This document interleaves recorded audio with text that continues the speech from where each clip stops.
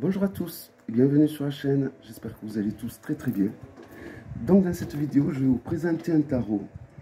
Un tarot que je ne vais pas garder parce que j'avais déjà d'autres tarots de certains... J'ai déjà un autre tarot et un autre jeu de cartes de cet artiste qui me parle davantage. Et donc du coup, celui-là, je ne vais pas le garder et donc je vais le revendre. Donc je vais quand même vous le présenter. Alors il s'agit du Shadow Journey Tarot de Edward et de sa femme Heather Neil. Voilà, donc la boîte est décorée recto verso, chose qui n'était pas le cas pour les autres. Enfin, disons que voilà, ça c'est celui-là avec lequel j'ai une bonne accroche et que je garde du coup. Et bon, c'est vrai que bon, ils se ressemblent au final.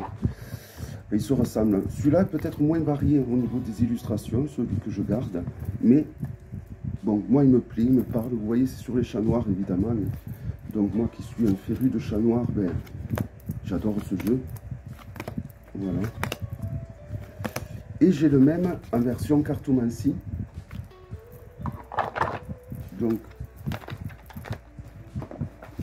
celui-ci, le Opted 4, voilà.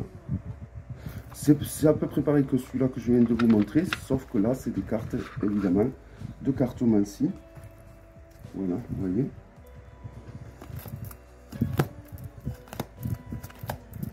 Voilà, c'est à peu près, c'est plus ou moins le même. Hein. Voilà, donc, bon, ça n'a rien à voir. Alors, j'avais les oracles que j'ai pas gardés parce que, bon, même s'ils me plaisaient, bon, voilà, c'était juste... je trouve vraiment qu'il dessine super bien. J'aime vraiment ses illustrations. Mais après, je ne les utilise pas. Donc, je vais vous présenter celui-ci. Et s'il y en a qui veulent, si vous voulez vous le procurer, ben voilà, je le vends au prix que je l'ai payé. Mais évidemment, avec les frais de douane à moins et des frais de port, évidemment, normaux. Pas des frais de port comme j'ai payé, qui viennent des États-Unis. Donc, la boîte, elle est de très bonne qualité, comme les autres jeux. Alors, je vous le laisserai, ça, c'est un pense-bête parce qu'ils ont renommé les mineurs, mais vous allez voir, c'est pas du tout compliqué. Voici l'intérieur de la boîte. Alors, si on compare avec un Grimaud, les cartes sont légèrement plus larges et la hauteur un chouïa plus grande, mais vraiment, ça se joue à 1 ou 2 mm, et pas plus. Hein. La qualité est topissime, rien à redire. Le dos, magnifique. Enfin, magnifique. Moi, je le trouve très beau.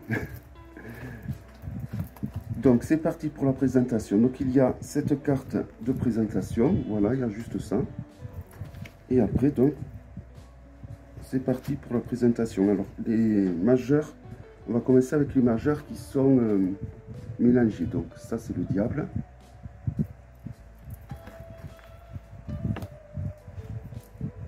La tempérance.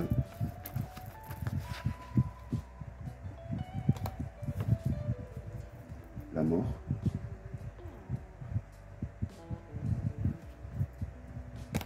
Le pendu.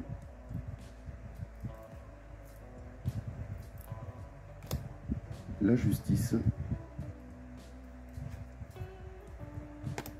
La roue de fortune.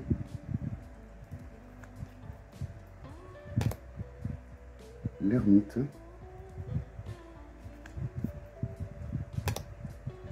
La force. Le chariot.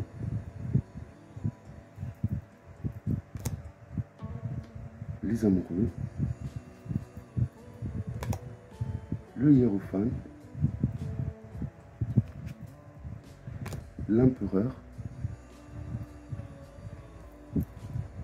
La papesse.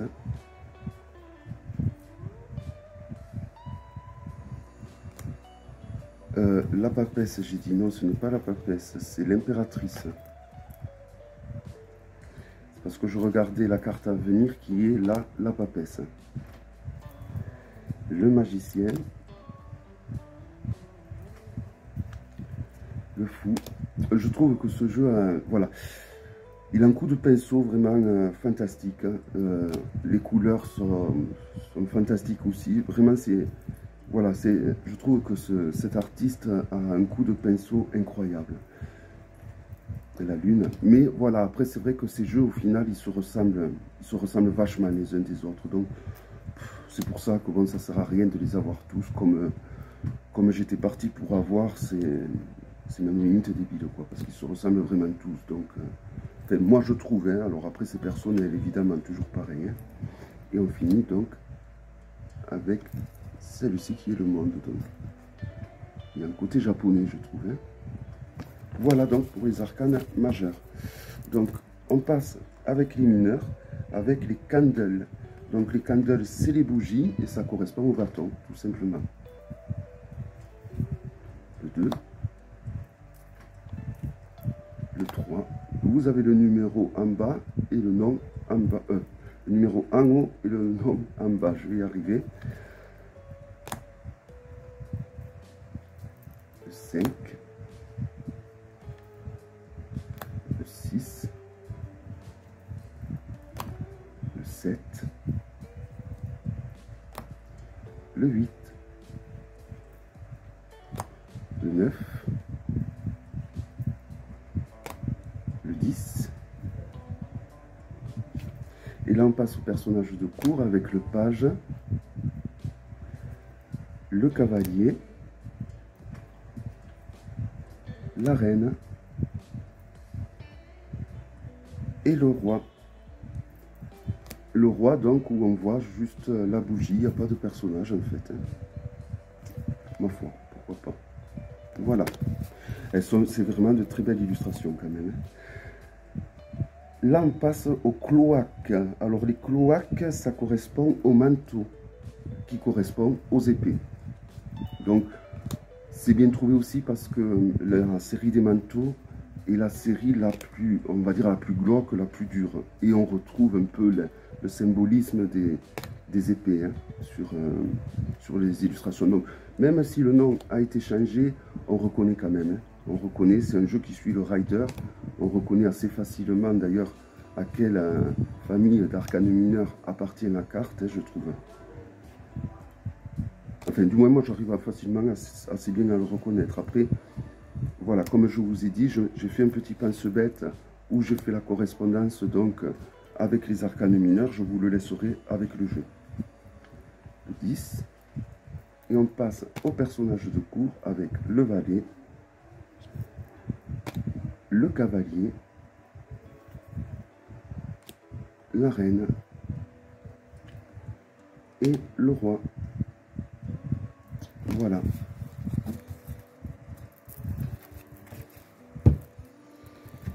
Donc maintenant, on passe aux gobelets. Alors, les gobelets, c'est les têtes de mort. Et les têtes de mort, ben, ça correspond aux coupes. Non, je dis tête de mort, mais non, ça correspond aux gobelets. Vous allez voir, vous allez comprendre pourquoi. Ben, je pense que ça doit être le nom américain pour désigner vert. Voilà, on reconnaît de suite que ça correspond aux coupes. Hein. Il y a tout simplement des coupes dessinées sur les arcanes, donc on ne peut pas se tromper du tout. Le 5, le 6, le 7. Alors je vous rappelle que vous pouvez vous acheter le Gaybook. Je dis Gaybook, mais c'est un livre. Vous pouvez vous acheter le livre qui va avec le jeu sur Amazon France. Et je crois que ça coûte entre 6 ou 7 euros. Mais par contre, il est entièrement en anglais. Le page, le cavalier, la reine et le roi.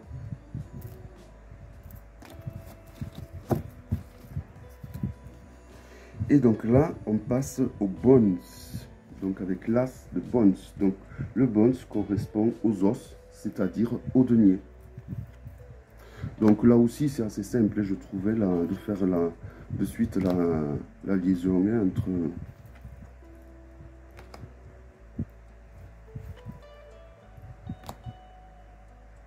Donc c'est un jeu qui est assez sombre, assez dark.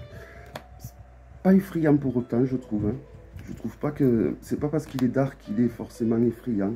Mais je pense qu'on peut faire en effet des travaux du travail de l'homme, du travail shadow work. Je pense qu'on peut le faire avec ce jeu assez facilement quand même. Voilà, donc c'est un jeu qui m'est revenu assez cher, je dois vous avouer. Entre les frais de port et les frais de douane, voilà, ça m'a coûté quand même pas mal, quoi. C'est intéressant d'acheter ce jeu si on l'achète à plusieurs, parce que quand on l'achète à plusieurs, les frais de port baissent considérablement. Jusqu'à présent, les autres jeux, je les avais achetés souvent en binôme avec Nat, et du coup, ça nous avait fait drôlement baisser le coût de revient du jeu. Donc, c'est vrai que, bon, voilà. Cette fois, j'ai voulu, je sais pas, je me suis enflammé, comme bien d'autres fois. C'est comme ça.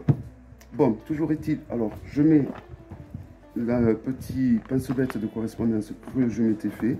Je vous le mettrai avec au cas où, et voilà. Donc, pour ceux qui sont intéressés, n'hésitez pas à me contacter. Mon adresse mail sous la vidéo. Donc, il s'agissait du Shadow Journée Tarot. J'espère que cette vidéo vous aura plu et je vous donne rendez-vous à très bientôt pour une prochaine vidéo. Bye bye.